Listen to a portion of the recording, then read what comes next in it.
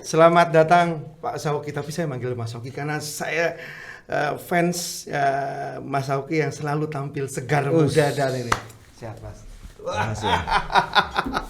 Terima kasih, Mas. 1000 titik ya Mas ya. 1000 titik. Wah, luar biasa. Gimana Mas? Perjalanan mengelilingi Jogja dan sekitarnya Mas. Ya menarik ya. Ternyata DIY ini punya banyak potensi ya, banyak kelebihan. Dan itu kita dapatkan justru ketika kita turun.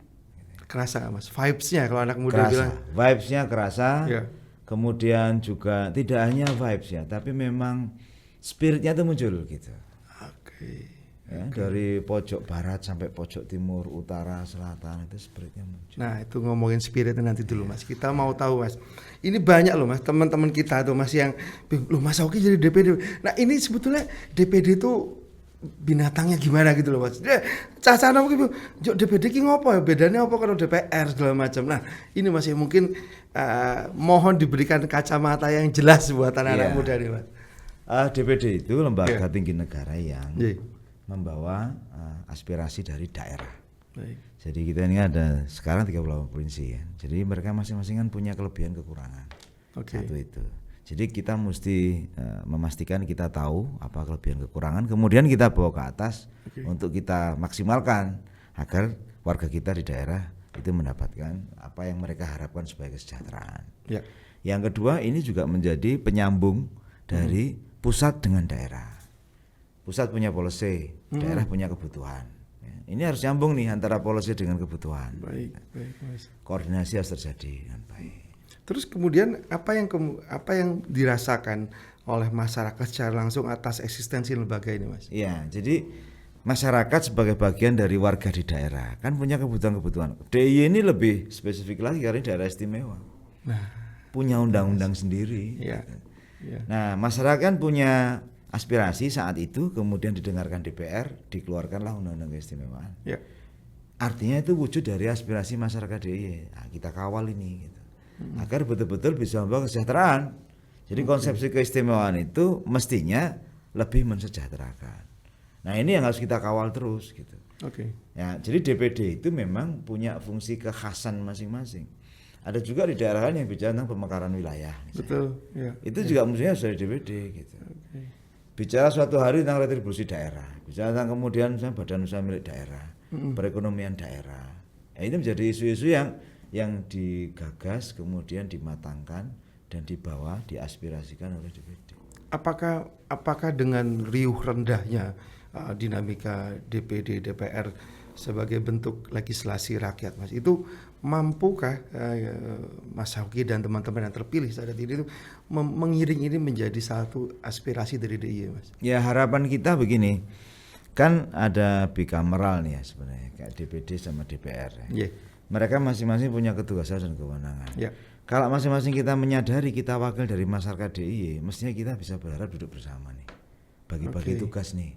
Teman-teman yang di DPR gitu ya, di komisi apa ini ada isu-isu dari rakyat DIY yang harus dijaga gitu. DPD juga begitu. Kalau ini bisa jalan semua dengan eksekutif di provinsi gitu ya, dengan hubungan bagus, ini pasti lari lebih kencang. Nah, kalau bicara tadi Mas yang 2 kamar ini, sekatnya yang kuat tuh di mana sebetulnya? Agar kemudian masyarakat memahami bahwa ini bentuk representasi DPR, anggota DPR terpilih di pusat dengan representasi dari anggota DPD di pusat Mas. Apa yang membuat kemudian masyarakat jadi itu loh bedanya gitu Mas? Iya, jadi begini, DPR itu punya kewenangan sampai dengan mengesahkan undang-undang. Sampai dengan mengesahkan anggaran negara. DPD tidak punya ruang itu. DPD kita punya sama-sama kewenangan namanya pengawasan. Tapi di DPR RI lebih tajam sampai dengan pengesahan anggaran sampai dengan undang-undang. Gitu. Kita enggak. Nah DPD bisa enggak mengajukan usulan undang-undang? Bisa. Kita ajukan. Tapi tetap ke DPR. Gitu. Betul. Untuk kemudian dibahas bersama, kemudian ditetapkannya di sana. Gitu. Jadi DPD itu perannya sejauh itu. Tapi DPR akan lebih banyak di sana, DPD akan lebih banyak di daerah nanti. Makanya di masing-masing provinsi sudah ada kantor-kantor perwakilan DPD. Harapannya mendekatkan anggota DPD ini dengan warganya, dengan konstituennya. Oke, oke. Wah, apakah ini mungkin nggak Mas ada distorsi, karena ini kan bisa jadi ya anggapan beberapa orang anggota DPD ini terafiliasi dengan partai tertentu misalnya. Seharusnya tidak boleh terafiliasi dengan partai tertentu kalau lihat bagaimana skema dua lembaga perwakilan ini. Betul. Ya. Kalau partai ya sudah di DPR RI. Kalau perwakilan masyarakat, utusan golongan dan sebagainya. Dulu kan di sebelum reformasi itu kan ada utusan golongan daerah di betul, fraksi. ya. Kemudian setelah reformasi kan semua harus dipilih. Ya. Maka dibuatkan wadah namanya DPD. Utusan golongan daerah jadi satu di sini. Maka seharusnya tidak ada perwakilan partai di sini atau yang terafiliasi partai di sini. Oke. Seharusnya tidak ada, supaya justru masing-masing lembaga ini punya check and balance gitu. Setuju. Punya mekanisme delivery gagasan yang utuh. Ya. Nah, bahwa dalam prakteknya itu kemudian masih ada 1-2 orang yang kemudian merasa ya dia diwakili atau mewakili, ya itu urusan lainnya. Tapi seharusnya tidak boleh. Tidak boleh dalam arti dari si gagasan ya. Enggak, dipisahkan. Yang daftar ke KPU untuk jadi calon anggota DPD itu pribadi loh. Dan tidak ada rekomendasi partai. Okay. Kalau DPR RI, DPRD gitu ya, 1 dan 2 itu ya pasti. Ya, betul. Kemudian ini singkat aja Mas. Jadi secara kalau DPD ini pingin dikuatkan, sebetulnya aspek apa sih Mas yang dikuatkan? Karena ya nyun sewu, banyak sekali berita-berita DPD ini memang suaranya kadang tertimbun oleh tsunami informasi yang kadang nggak jelas juga gitu loh Mas. Ya. Ada undang-undang MD3 kan, jadi memang ada undang-undangnya yang mengatur kewenangan masing-masing lembaga ini. Okay. Dengan keterbatasan kewenangan dibandingkan tadi DPR RI yang tadi disebutkan ini, maka DPD juga jadi harus lebih fokus pada bagaimana memastikan daerah-daerahnya ini tercukupi kepentingannya dari sisi koordinasi dan sebagainya. Kemudian kalau memang diperlukan posisi politik tertentu misalnya, maka ya menjadi kewajiban pribadi masing-masing anggota DPD untuk meningkatkan kapabilitas politiknya. Meningkatkan kapasitas politik. Iya, jadi misalnya jejaring politiknya, komunikasi politiknya gitu. Apalagi sekarang kan media begitu luar biasa. Konvergensi ini kan membuat tidak ada ruang pengawasan yang tidak bisa dijangkau masyarakat. Jadi seperti saya sekarang kan di media-media saya belum dilantik pun ya. Saya sudah sering berkomunikasi dengan media sosial supaya orang itu tahu apa yang saya lakukan. Gitu. Nah kalau orang tahu kan kemudian kan yang muncul, jangankan kok DPD yang lembaga negara, jangankan DPD lembaga negara, netizen itu bisa membuat dalam tanda petik ya keputusan selama itu menjadi isu bersama kan. Iya, betul Mas. Kemudian government di tingkat manapun bisa menyesuaikan atau mengubah keputusan itu kalau memang itu kepentingan. Ini juga sebenarnya kritik bagi lembaga-lembaga perwakilan gitu loh. Yeah. Kenapa harus melalui media sosial untuk mengubah keputusan eksekutif misalnya? Yeah. Kenapa bukan malah lewat lembaga perwakilan yang seharusnya menyuarakan suara rakyat itu? Nah, tahan dulu Mas. Ini kalau masalah representasi suara masyarakat, kayaknya kita masuk ke segmen kedua aja Mas. Kita minum dulu Mas.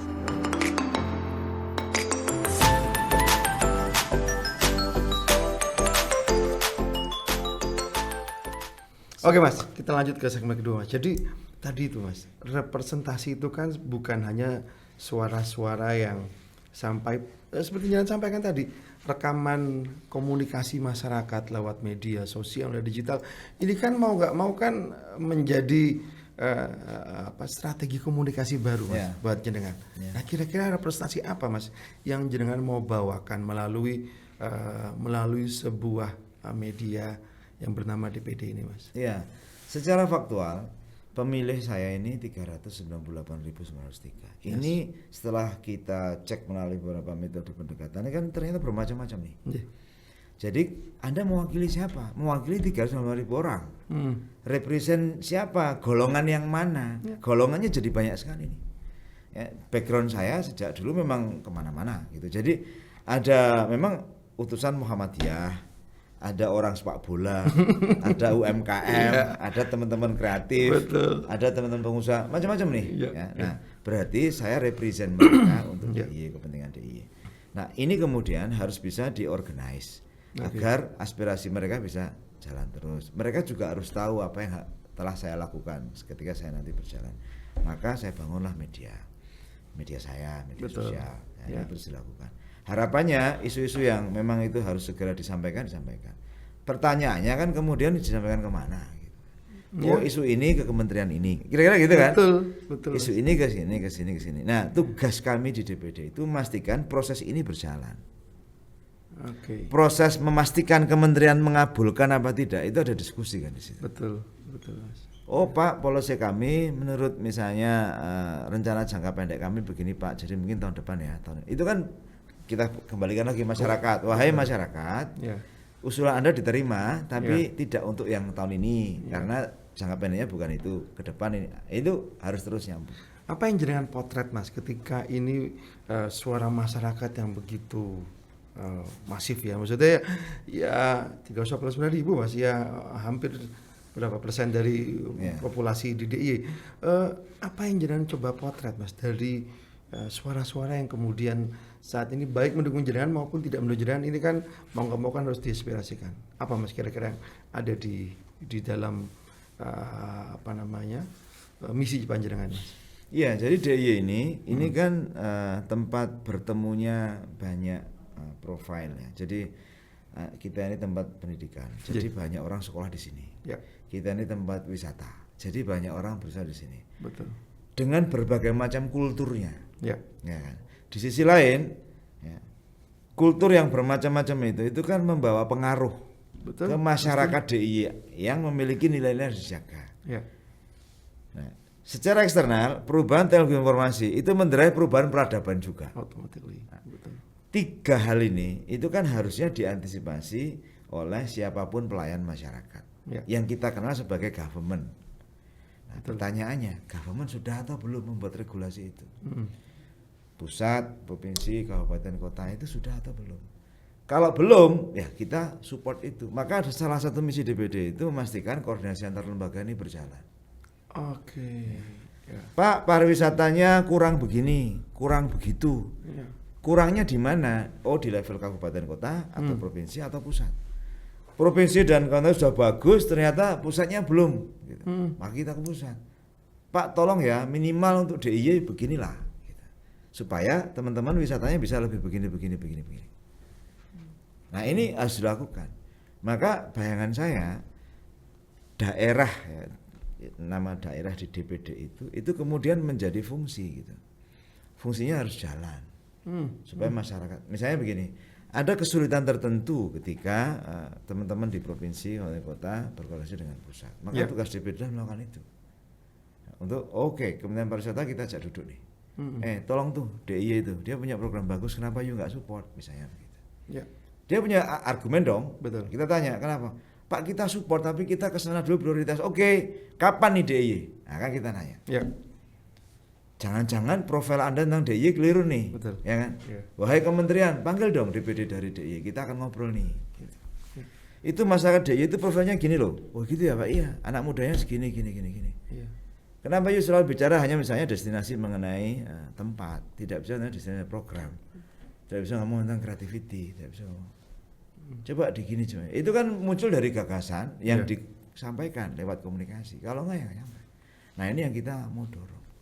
Kreativitasnya harus berbasis nilai ya. Betul. Jadi value based creativity. Kreativitas berbasis nilai. Nilai apa? Nilai DIY. Nilai DIY itu seperti apa? Nilai yang membawa tentang aspek-aspek moral, aspek-aspek tata krama, aspek respect, penghormatan. Kultural ya. Kulturalnya lebih kuat. Betul. Dan ternyata kreativitas berbasis nilai itu lebih efektif membawa perubahan jangka panjang daripada sekedar mengkreasi sesuatu yang tidak berdasarkan nilai. Itu enggak long term tuh. Biasanya pendek-pendek udah bubar, ganti tren kan. Jadi tren namanya tren. Gitu. Betul. Tapi kalau berbasis nilai kan enggak. Kalau kita bebaskan otak kita berpikir membuat apa, tidak punya pegangan nilai, ya bubar sudah. Nanti ada orang ngeloning orang jadiin apa? Sekarang masih AI yang dikloning gagasan. Iya, betul. Nah ini kan persoalan, maka ada nilai yang harus dijaga. Setuju Mas. Nah di DIY ini kan menurut saya lahir di sini, kecil besar di sini, Ini sumber nilai nih. Sering kita sampaikan di beberapa diskusi budaya itu, Jogja itu kan pancering semesta.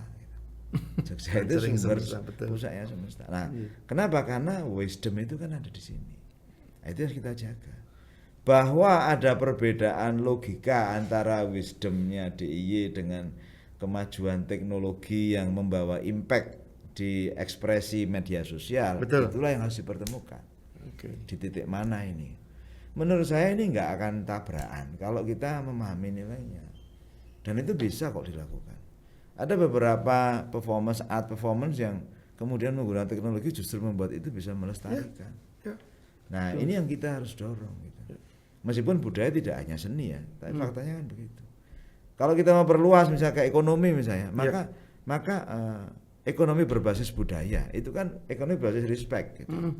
97-98% kan isinya UMKM nih di sini. Nah, mestinya mereka yang ketika ada COVID, ada krisis, mereka lebih survive dan sebagainya, kita respect dong mereka gitu. Mereka bekerja cari makan hari ini untuk makan besok pagi gitu, ya kan? Betul. Cari duit untuk makan besok pagi. Itu harus kita respect. Respectnya tidak dengan kemudian kasih uang selesai, enggak. Ya, kalau saya misalnya kita semua kebetulan punya bisnis lebih maju, ya kita ajak duduk bersama-sama. Ayo, bisa surprise enggak? Wah, tapi kualitas barang saya gimana? Ayo tak ajari ya gini-gini. Jadi akhirnya kemudian muncullah ekonomi kekerabatan lah di DIY, harusnya begitu. Jadi ada banyak ruang untuk kita bagi, potensi ekonomi yang bisa kita bagi. Itu ekonomi berbasis nilai gitu. Politik berbasis nilai harusnya gitu. Betul. Sosial berbasis nilai ya harusnya begitu. Bukan asal sosial sama rasa sama rata, kan nggak begitu. Nah, itu Mas. Jadi mungkin karena 60% saat 57% pemilih kita ini adalah milenial Gen Z. Ada perspektif yang berbeda terkait dengan pilar-pilar nilai tadi Mas, value, ethic, and principle. Jadi tapi kita enaknya ngobrol di segmen ketiga aja. Oke, kita terima kasih.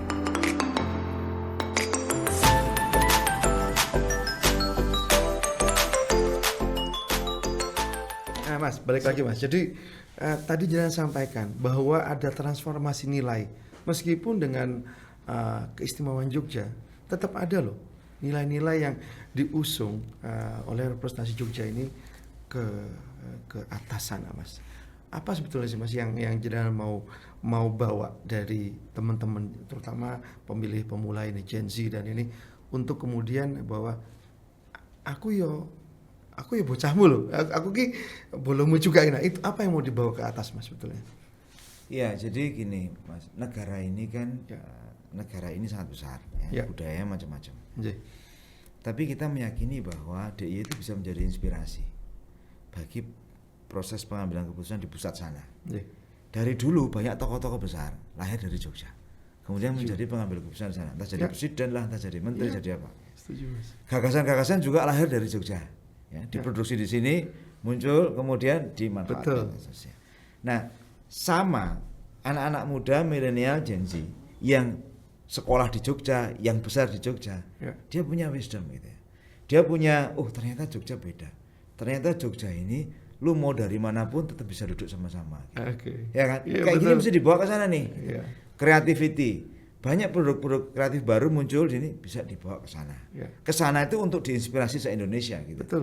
Bukan dibawa ke ibu kota, tetapi untuk diinspirasi se-Indonesia. Maka dengan keyakinan akan potensi-potensi itu, saya sering sampaikan bahwa mestinya kita ini jadi inspirasi bagi Indonesia. Nah, anak-anak muda ini, saya kemarin ketemu sekian banyak kelompok anak-anak muda itu. Dari yang peduli ke IT, dari yang peduli ke lingkungan, dari yang peduli ke seni, anak muda semua.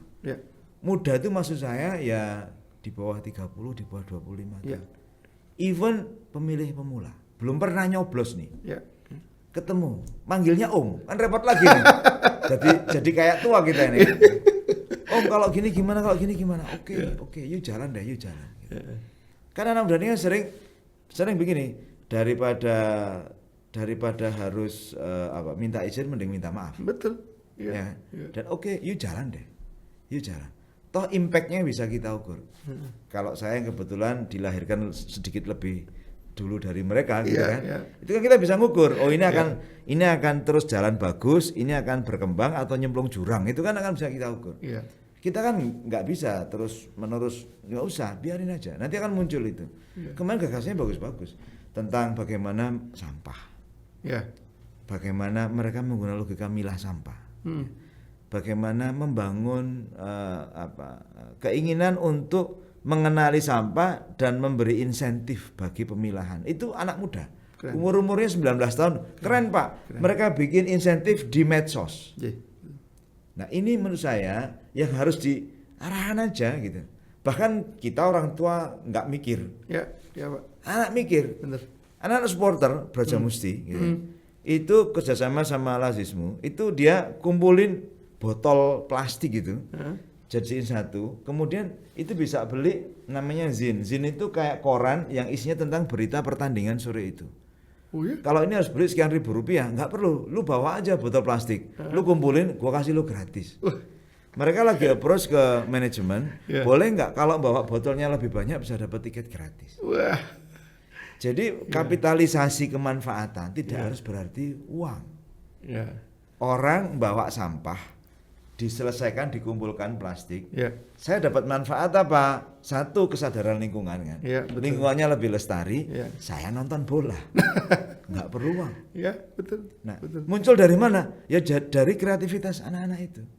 Saya cek dari muaranya nih. Terus kalau kamu nonton gimana? Ya saya jadi nggak perlu uang, Pak. Uang bisa saya pakai untuk yang lain. Oke. Saya cek ke hulunya, terus ini kemana nih? Apa namanya plastik ini? Pak, sudah ada yang nampung, Pak. Nanti ini diolah ulang menjadi ini. Saya bilang ini anak muda semua. Malah mereka jadi inspirasi kita ya Mas? Iya. Dan saya berpikir begini, coba kalau kayak gini nih ya dikumpulin ide-ide ini, government mau turun, gitu ya. Kemudian ya nek orang Jawa itu ajur-ajar gitu dengan mereka, nongkrongin mereka, ngafe gitu kan. Kemudian akan muncul. Jadi government harus tahu yang hype sekarang apa. Gitu. Nah, oh ternyata bisa. Dan itu dikapitalisasi. Itu kan jutaan Mas, jutaan rupiah. Setuju. Itu satu sore itu. Setuju. Nah kayak gini-gini nih yang nggak muncul. Ketemulah saya sama anak-anak apa, thrash metal atau apa. Yang nyanyi pun mungkin yo segitulah. Gitu ya. Tapi lihat isu-isunya dan dia bisa bawa, dia independen, dia punya pesan kemandirian, dia tidak tergantung orang. Betul. Dia punya kesadaran sosial yang. Jadi ini kalau orang lama itu ya mungkin senior-senior saya berpikir nggak usah lah kayak gitu. Kalau saya nggak ajak duduk sini, ya udah naik di mana channel YouTube-mu, berapa yang like, siapa yang like, profilnya kayak apa, algoritmanya muncul semua. Oke, saya titip pesan ini ya. Oke Mas, sudah. Nyampe lah ke mereka pesan itu. Kalau saya misalnya nih, saya salah eksekutif dan saya perintah pada aparat saya, kau bikin sosialisasi, itu belum tentu nyampe. Dengan channel birokrasinya, dengan nggak nyampe. Betul. Tapi saya tongkrongin mereka, ngetres gitu, gitu. Itu ya nyampe hari itu juga gitu. Mereka datang, oke Mas, besok saya giniin ya. Iya, betul. Ya, jadi membangun kesadaran tentang kebersihan lingkungan gitu. Kan nggak harus kemudian ngomong jagalah kebersihan. Betul. Iya. Setiap generasi punya bahasa sendiri kok Mas. Saya bilang, tuh lihat, kalau lu bisa kayak gitu, itu kan keren kan? Keren Om, bisa gini. Oke. Nah kira-kira gitulah. Jadi message berbasis nilai yang dibawa dengan bahasa-bahasa sekarang yang bisa mengangkat semangat anak-anak itu dan mengapresiasi mereka. Karena mereka itu bisa jadi pemimpin kita. Nah itu Mas. Rata-rata mereka tuh berharap dengan sesuatu yang ya John Sewu, karena Gen Z ini kan cenderung lebih pragmatis nih Mas. Iya, nggak bisa diajak ngomong lama. 5 menit ganti topik. Visualnya kan kadang lebih kuat. Betul. Coba saya pakai batik lengan panjang. Bukan batik seperti apa. Saya punya batik yang mereka senang gitu. Betul. Tapi ada batik yang mungkin motifnya tidak mereka cocoki gitu ya susah. Visual aja udah nggak mau nemuin gitu. Nah kayak gitu-gitu. Ini memang ya penting komunikasi itu. Kalau pakai rompi bisa manggil Om soalnya. Iya. Mas Oki, ini kayaknya harus disambung part 2-nya nih Mas. Ini TVRI hanya ngasih kuota saya 30 menit Mas. Tapi senang banget Mas, setelah bertahun-tahun kita ketemu dan akhirnya sebetulnya banyak loh Mas, kok Mas Oki di situ nggak di sini. Nah itu ada yang nanya, cuman ada saatnya. Next ya Mas ya. Next. Mas, matur nuwun sangat Mas Oki. Saya terima kasih. Sehat terus. Sukses selalu ya. Terima kasih. Matur nuwun Mas.